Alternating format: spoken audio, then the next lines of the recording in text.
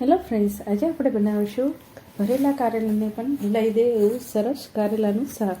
તો ચલો બનાવવાનું સ્ટાર્ટ કરીએ. તો અહીંયા આપણે 300 ગ્રામ કારેલા લીધા છે અને એને આપણે ધોઈ લીધા છે અને ધોઈને આપણે સરસ મજાના એને કોરા કરી લઈશું અને પછી એના સાઈડના ડીટા કાઢીને એને આપણે એકદમ રાઉન્ડ શેપમાં કાપીશું અને વચમાં જે આવા બિયા આવે એને આપણે કાઢી નાખીશું. આવી રીતના હું બધા કારેલાને કાપી લઈશ. તો બધા કારેલા સરસ મજાના કપાઈ ગયા છે.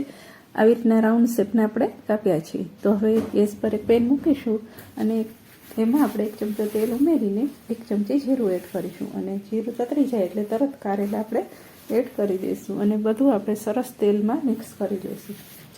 બધા કારેલામાં આપણે તેલ મિક્સ થઈ જાય એવી રીતના આપણે 2 મિનિટ સુધી એને સરસ મજાના આવી રીતના ચલાવી લઈશું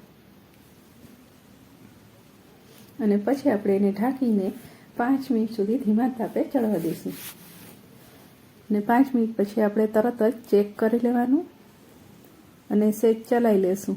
તો તમે જોઈ શકો છો કે અડધા ભાગના કારેલા આપણે સરસ મજાના ચડી ગયા છે. તો હજી આપણે આને થોડી વાર ચલાવીને ઢાંકીને ફરી પાછું 5 મિનિટ જેવું રાખીશું. તો કુલ આપણે 15 થી 20 મિનિટમાં ચડી જાય છે. તો ત્યાં સુધીમાં આપણે મસાલા કરી લઈશું. તો અહીંયા મેં 3-4 લસણની કળી લીધી છે, આદુનો ટુકડો, લીલા મરચાં, સિંગદાણા અને ગોળ લીધો છે અને બૂંદી લીધી છે ચણાની અને એ બૂંદી પણ આપણે ઘરે જ પાડેલી છે. તો હવે એક મિક્સર જાર લઈશું. એમાં લસણ, આદુનો આપણે એક ટુકડો લીધો છે અને લીલા મરચાં આપણે 1 જ નંગ લીધું છે. તો આ બધી વસ્તુ આપણે આ મિક્સર જારમાં એડ કરી દઈશું. આખું જીરું એડ કરીશું, ચપટી હળદર એડ કરીશું અને અડધી ચમચી આપણે લાલ મરચું એડ કરીશું. તમે વધારે તીખું ખાતા હોય તો 1 ચમચી એડ કરી દેવાનું. સ્વાદ અનુસાર મીઠું એડ કરીશું અને ઢાંકણ બંધ કરીને એને આપણે ચલાવી લઈશું.